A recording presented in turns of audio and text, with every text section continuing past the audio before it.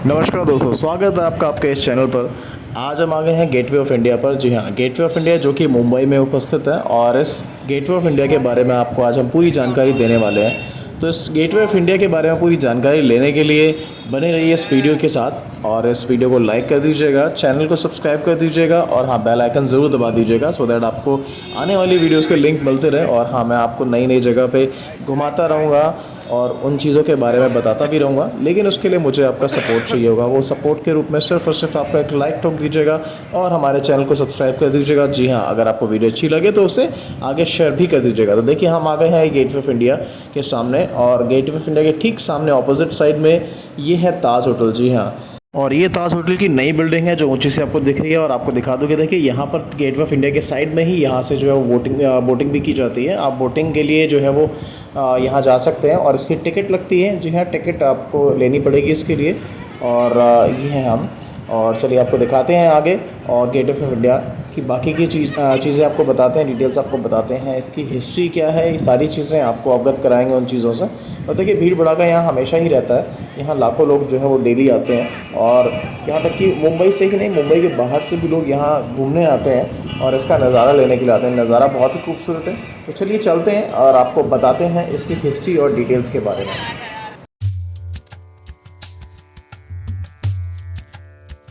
सबसे पहले आपको दिखा दूं कि यहाँ पर एंट्री कहाँ से होती है। जी हाँ, एंट्री गेट कहाँ पर आपका ये दिखाते हैं सबसे पहले कि आप कहाँ से जब इधर पहुँच जाएंगे, यहाँ से आपको एंट्री करनी होगी अंदर। और एंट्री करने के बाद सामने ही आपको जो है वो एक गेटवे ऑफ इंडिया नज़र आएगा। और गेटवे ऑफ इंडिया के साइड में इधर से जो है जो वोटिंग होती है और वोटिंग के लिए आपको टिकट लेना होगा, जो मैं आपको पहले ही बता चुका हूँ। देखिए, ये है गेटवे ऑफ इंडिया इस तरह से सामने, और यहाँ पर साइड में वोटिंग के लिए बना रखा है जहाँ पर जाके आप बोटिंग कर सकते हैं।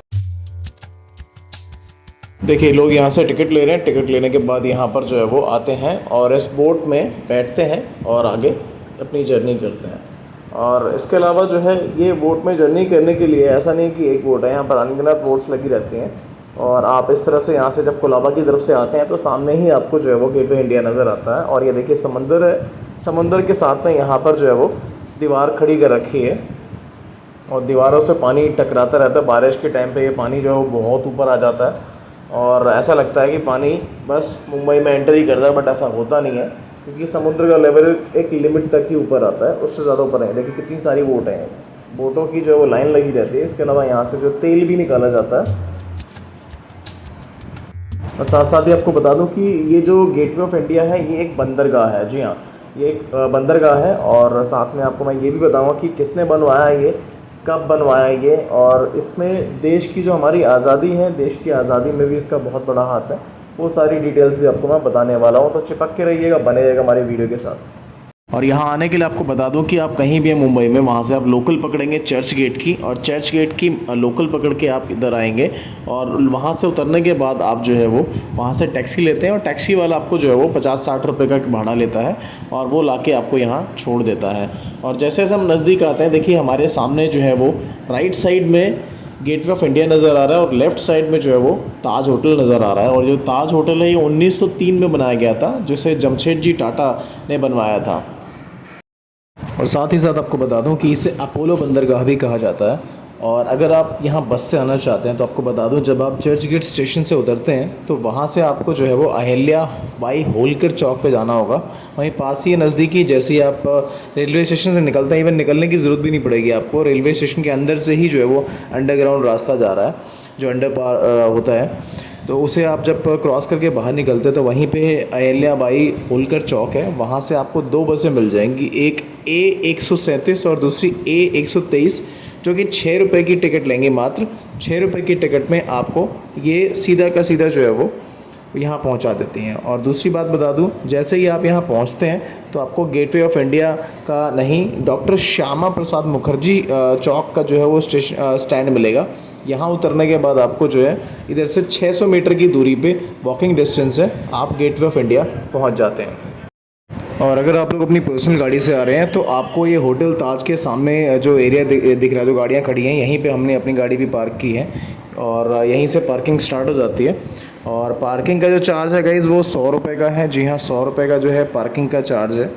तो आप अपनी यहाँ गाड़ी खड़ी कर दें और पार्किंग टोकन लेके आपको जो है वो आगे जाना होता है। और आगे जैसे जैसे हम जा रहे हैं, देखिए धीरे धीरे हमने अपनी गाड़ी पार्क कर दी है। पार्क करने के बाद हम भी आगे बढ़ रहे हैं और दूर से देखिए कैसा लग रहा है गेटवे ऑफ इंडिया।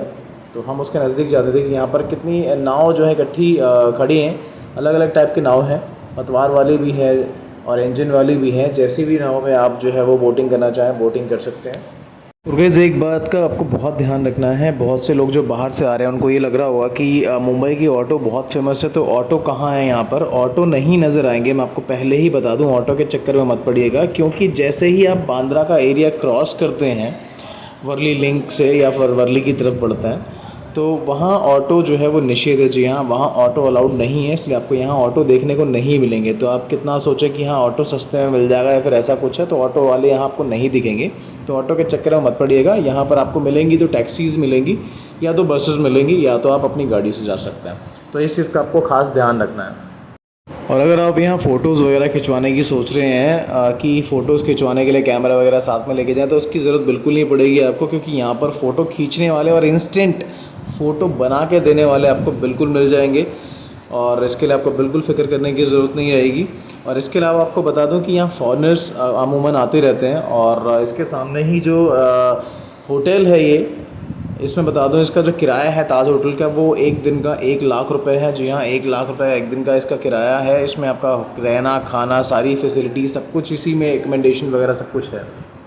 चलिए अब आपको बताते हैं गेटवे ऑफ इंडिया के बारे में और इसकी हिस्ट्री के बारे में। गेटवे ऑफ इंडिया भारत का प्रवेश द्वार है। भारत के मुंबई शहर के दक्षिण में समुद्र तट पर स्थित एक स्मारक है। स्मारक को दिसंबर 1911 में अपोलो बंदर मुंबई, तब बॉम्बे में ब्रिटिश साम्राज्य राजा सम्राट जॉर्ज पंचम और महारानी मैरी के प्रथम आगमन की याद में बनाया गया था।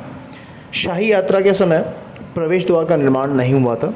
16वीं शताब्दी के गुजराती वास्तुकला के तत्वों को शामिल करते हुए भारतीय इस्लामी वास्तुकला शैली में निर्मित इस स्मारक की आधारशिला मार्च 1913 में रखी गई थी।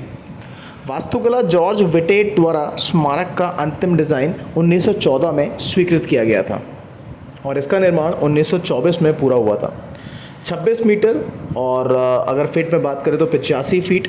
और इसके निर्माण के बाद गेटवे का उपयोग महत्वपूर्ण सरकारी कर्मियों के लिए भारत में एक प्रतीकात्मक औपचारिक प्रवेश द्वार के रूप में किया गया था।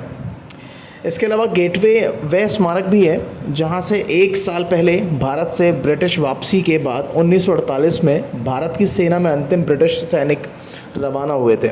ये ताजमहल पैलेस और टावर होटल के सामने एक कोण पर तट पर स्थित है और अरब सागर की ओर दिखता है। ये प्रवेश द्वार स्थानीय लोगों, रेहड़ी पटरी वालों और सेवाओं की मांग करने वालों फोटोग्राफरों के लिए एक सभा स्थल भी है। यहाँ पर आए दिन उन लोगों की सभाएं होती रहती हैं। ये स्थानीय यहूदी समुदाय के लिए महत्व रखता है क्योंकि ये 2003 से मेनोरा के रोशनी के साथ हनुका उत्सव का स्थान रहा है। गेटवे पर 5 घाट स्थित हैं, जिनमें से 2 का उपयोग वाणिज्यिक नौका संचालन के लिए किया जाता है।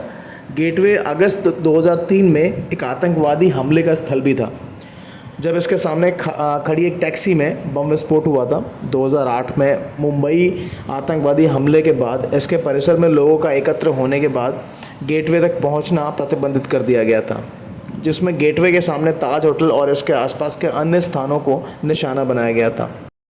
इसकी नींव 1920 में पूरी हुई, जबकि निर्माण 1924 में पूरा हुआ। गेटवे को 4 दिसंबर 1924 को तत्कालीन viceroy Rufus Isaacs first marquess of Reading द्वारा जनता के लिए खोल दिया गया था।